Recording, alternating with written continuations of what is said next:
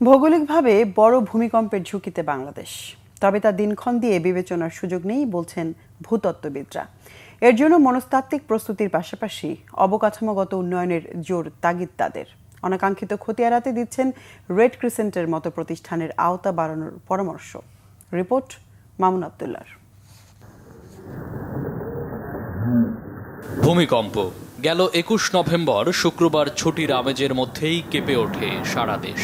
শক্তিশালী ৫.৭ মাত্রার ওই ভূমিকম্পের পর ৩২ ঘন্টার মধ্যে আরও ৩টি মৃদু কম্পন।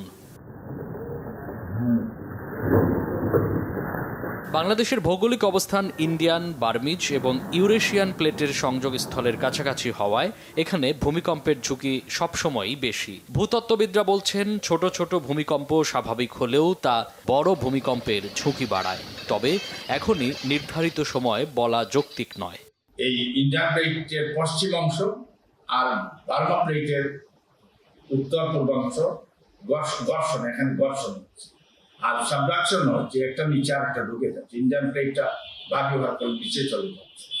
এর ফলশ্রুতিতে আমরা 3টা প্লেট, 2টা বড় plate, Indian plate and Eurasian plate আর বার্মা প্লেট, এটা একটা মাঝারি প্লেট, এই 3টা প্লেটের সংঘর্ষের সংযোগস্থলের কাছাকাছি থাকার ফলে আমরা খুবই ভালো।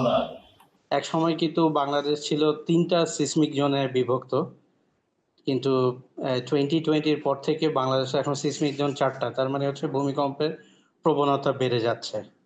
সো আমাদের যত এখন নতুন কনস্ট্রাকশনগুলো হবে, বিল্ডিং কনস্ট্রাকশন, এগুলো অবশ্যই বিএনবিসি সিসমিক জোন থেকে অ্যানালাইসিস করে কোন জোনে কিভাবে কনস্ট্রাকশন হওয়া দরকার, এটা অবশ্যই প্রত্যেকের ফলো করে প্রপার্টি সেফটির জন্য প্রপার ওয়েতে এখন বিল্ডিং কনস্ট্রাকশনে মনোযোগী হওয়া উচিত।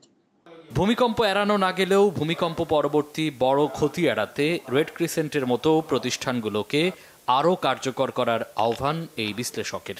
প্রস্তুতি থাকতে হবে, আর এটার জন্য যে আজকেই হবে, এই মুহূর্তে হয়ে যাবে, এটা কাল হতে পারে, আবার 100 বছর পরেও হতে পারে, 20-30 বছর পরেও হতে পারে। সুতরাং এটা দিয়ে মানুষকে ভয়ভীতি দেখার দরকার নেই।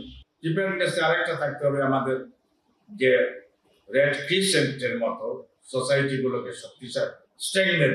যাদের বাসাবাড়িতে এই রিসেন্ট ভূমিকম্পে ক্র্যাক ট্যাক দেখা গিয়েছে, তাদের ইমিডিয়েটলি কিছু এক্সপার্টস, স্পেশালি সিভিল ইঞ্জিনিয়ারদের সাথে যোগাযোগ করা উচিত।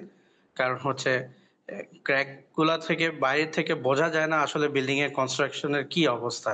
ইতিহাসবিদরা বলছেন, এই অঞ্চলের সিলেটে ১৬৪২ সালে ভূমিকম্পে কয়েকটি ভবন ক্ষতিগ্রস্ত হলেও ১৭৬২ সালের চট্টগ্রাম আরাকান ভূমিকম্পে শুধু ঢাকাতেই প্রাণ যায় প্রায় ৫০০ মানুষের।